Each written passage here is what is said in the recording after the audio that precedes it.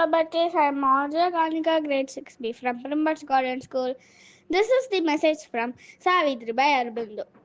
They lived out in their self-born atmosphere. They resumed their topless pitch and native power.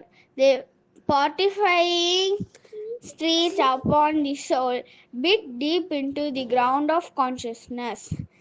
The passion and purity of their extremes, the absoluteness of their single cry, and sovereign sweetness or violent poetry of their beautiful or troubled delight.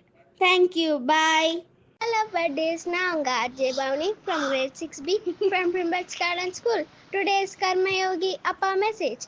A decade of cursed outer in the field, inner in the feelings brings other decade of physical work to exhaustion to confirm and countryside what the inner crusade achieved. Thank you. Bye. Hello buddies I'm Raja Vishal grade 5B from Numbers Garden school. உங்கள் favourite ஷோவான ஏன் அதுக்கு எப்படிக்காக மீண்டும் உங்களோட நினைக்கிறேன்.